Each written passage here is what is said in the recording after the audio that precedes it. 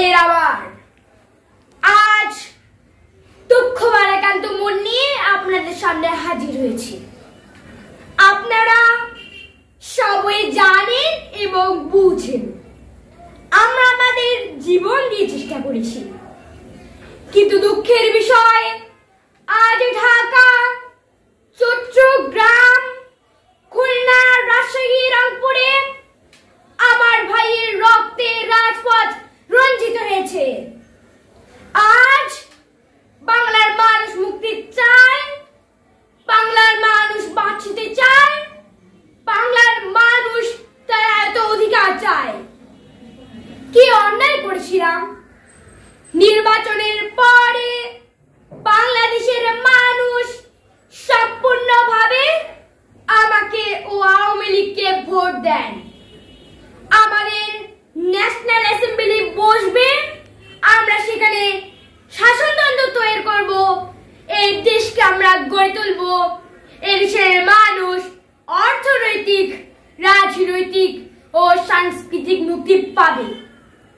কিন্তু দুঃখের বিষয়, আজ দুঃখের সাথে বলতে হয় 23 বছরের কোন ইতিহাস, বাংলার অত্যাচারের, বাংলার মানুষের রক্তের ইতিহাস, 23 বছরের ইতিহাস, নারীর আত্মনীতির ইতিহাস, বাংলার ইতিহাস, এই দেশের মানুষের রক্ত দিয়ে রাজপথ রঞ্জিত করার ইতিহাস। 1952 সালে রক্ত দিয়েছি, 1954 সালের নির্বাচনে জয়লাভ করেও আমরা গতিতে বুঝতে পাই নাই। 1958 সালে আইয়ুব খান মাশাল্ল জারি করে 10 বছর পর্যন্ত আমাদেরকে গোলাম করে রেখেছেন। 1966 সালে 6 দফা আন্দোলনের 7 জুনে আমার ছেলেদের গুলি করে হত্যা করা হয়েছে। 1969 আন্দোলনে আইয়ুব খানের পতনের পর যখন ইয়াহিয়া খান সাহেব সরকার নিলেন, তিনি বললেন দেশের শাসনতন্ত্র দেবেন, গণতন্ত্র দেবেন, আমরা মেনে নিলাম। তারপর আমাদের ইতিহাস হয়ে গেল, নির্বাচন হলো। আপনারা জানেন দোষ কি আমাদের? আমি প্রেসিডেন্ট ইয়াহিয়া খান সাহেবের সাথে দেখা করেছি, আপনারা জানেন আলাপ আলোচনা করেছি। আমি শুধু বাংলার নয়, পাকিস্তানের মেজরিটি পার্টির নেতা হিসেবে আমি অনুরোধ করলাম 15 ফেব্রুয়ারি তারিখে আপনি জাতীয় পরিষদের অধিবেশন দেন। তিনি আমার কথা রাখলেন না, তিনি রাখলেন ভুট্টো সাহেবের কথা। তিনি বললেন প্রথম সপ্তাহে মার্চ মাস হবে, তিনি মেনে নিলেন। আমি বললাম ঠিক আছে, আমরা অ্যাসেম্বলিতে বসবো, আমরা আলোচনা করব। আমি বক্তৃতার মধ্যে অ্যাসেম্বলির মধ্যে আলোচনা করব, এমনকি আমি এ পর্যন্ত বললাম যদি কেউ ন্যায্য কথা বলে, আমরা সংখ্যায় বেশি হলেও একজন যদি সে হয়, তার ন্যায্য কথা আমরা মেনে নিব। জনাব ভুট্টো সাহেব এখানে এসেছিলেন, আলাপ আলোচনা করলেন, বলে গেলেন যে আলোচনার দরজা বন্ধ নয়, আলো আলোচনা হবে। তারপরে আমি অন্যান্য নেতৃবৃন্দদের সাথে কথা বললাম, আপনারা আসুন, বসুন, আমরা আলাপ করে শাসনতন্ত্র তৈরি করি। তিনি বললেন পশ্চিম পাকিস্তানের মেম্বার যদি এখানে আসেন তাহলে এখানে হবে অ্যাসেম্বলি, যে যাবে তাকে বেড়ে ফেলা হবে। যদি কেউ অ্যাসেম্বলিতে আসে তাহলে পেশোয়ার থেকে ক্লাস পর্যন্ত দোকান জোর করে বন্ধ করে দেওয়া হবে। আমি বললাম অ্যাসেম্বলি চলবে। হঠাৎ 1 তারিখে অ্যাসেম্বলি বন্ধ করে দেওয়া হলো। ইয়াহিয়া খান সাহেব প্রেসিডেন্ট হিসেবে অ্যাসেম্বলি ডেকেছিলেন, আমি বললাম আমি যাব। ভুট্টো বলেন তিনি যাবেন না। 35 জন সদস্য পশ্চিম পাকিস্তান থেকে এখানে আসলেন। তারপর হঠাৎ বন্ধ করে দেওয়া হলো। দোষ দেওয়া হলো আমাকে, দোষ দেওয়া হলো বাংলার মানুষকে।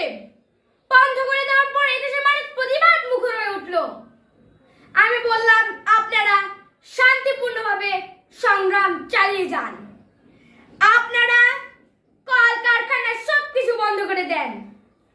জনগণ সাড়া দিল, আপন ইচ্ছায় জনগণ রাস্তায় বেরিয়ে পড়লো।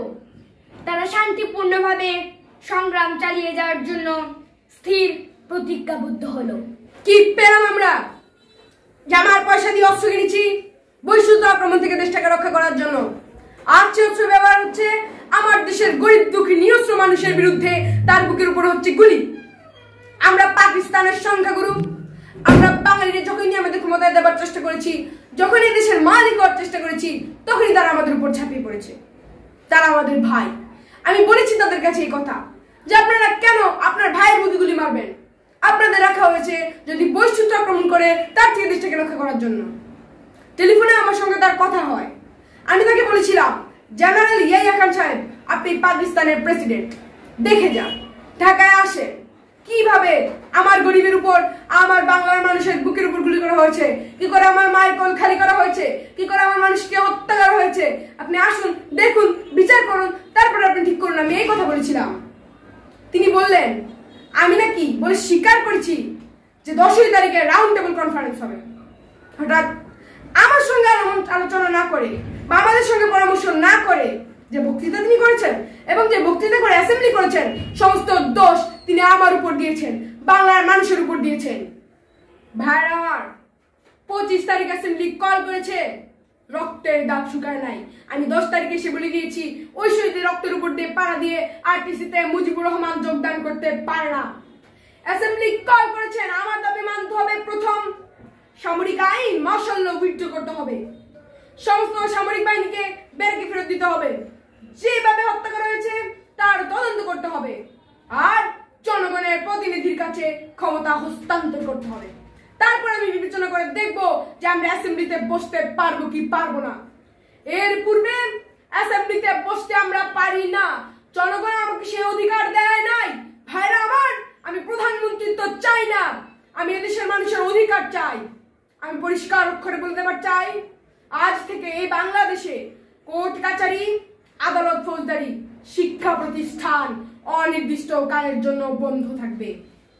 আমার গরিবের যাতে কষ্ট না হয়, আমার মানুষরা যাতে কষ্ট না করে, সেজন্য যে সকল অন্যান্য জিনিসগুলো আছে সেগুলোর হরতাল কাল থেকে চলবে না। রিক্সা, ঘোড়াগাড়ি চলবে, রেল চলবে, লঞ্চ চলবে, শুধু secretariat, supreme court, high court, জজ কোর্ট, সেমি গভর্নমেন্ট দপ্তরগুলো ওয়াদা কোনো কিছু চলবে না। 28 তারিখে কর্মচারীরা গিয়ে বেতন নিয়ে আসবেন। এরপর যদি বেতন দেওয়া না হয় আর যদি একটা গুলি চলে, তাহলে তোমাদের কাছে আমার অনুরোধ রইল, প্রত্যেক ঘরে ঘরে দুর্গ গড়ে তুলো। তোমাদের যা কিছু আছে তাই নিয়ে শত্রুর মোকাবিলা করতে হবে। আর জীবনের তরে রাস্তাঘাট যা যা আছে আমি যদি হুকুম দেবা নাও পারি, তোমরা বন্ধ করে দেবে। আমরা ভাতে মারবো, আমরা পানিতে মারবো, তোমরা আমার ভাই, তোমরা বেড়াকে থাকো, কেউ তোমাদের কিছু বলবে না। কিন্তু আর আমার বুকের উপর গুলি চালাবার চেষ্টা করো না, ভালো হবে না। 7 কোটি মানুষকে দাবায় রাখতে পারবা না। আমরা যখন মরতে শিখেছি তখন কেউ আমাদের দাবাতে পারবে না। আর যে সমস্ত লোক শহীদ হয়েছে, আঘাতপ্রাপ্ত হয়েছে, আমরা আওয়ামী লীগ থেকে যতদূর পারি তাদের সাহায্য দেবার চেষ্টা করব। যারা পারেন আমার রিফিল কমিটিতে সামান্য টাকা পয়সা পৌঁছে দেবেন। আর এই 7 দিন হরতালে যে সমস্ত সৈনিক বাহিনীরা যোগদান করেছেন, প্রত্যেক শিল্পের মালিক তাদের বেতন পৌঁছে দেবেন। সরকারি কর্মচারীদের বলি, আমি যা বলি তা মানতে হবে। যে পর্যন্ত আমার এদেশের মুক্তি না হচ্ছে, খাজনা ট্যাক্স বন্ধ করে দেওয়া হলো কেউ দেবে না। শুনুন, শত্রু বাহিনী ঢুকেছে, নিজেদের মধ্যে আত্মকলহ সৃষ্টি করবে, লুটতরাজ করবে। এই বাংলায় হিন্দু মুসলিম বাঙালিও বাঙালি যারা আছেন তারা আমাদের ভাই, তাদের রক্ষার দায়িত্ব আপনাদের উপর, আমাদের যাতে বদনাম না হয়।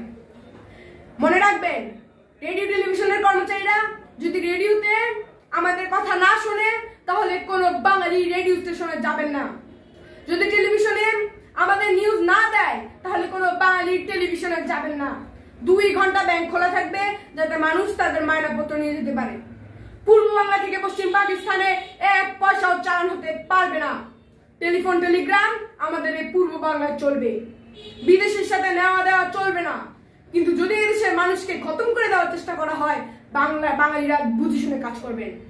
প্রত্যেক গ্রামে, প্রত্যেক মহল্লায় আওয়ামী লীগের নেতৃত্বে সংগ্রাম পরিষদ গড়ে তুলো। তোমাদের যা কিছু আছে তাই নিয়ে প্রস্তুত থাকো।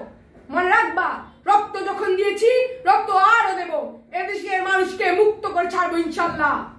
এবারের সংগ্রাম আমাদের মুক্তির সংগ্রাম।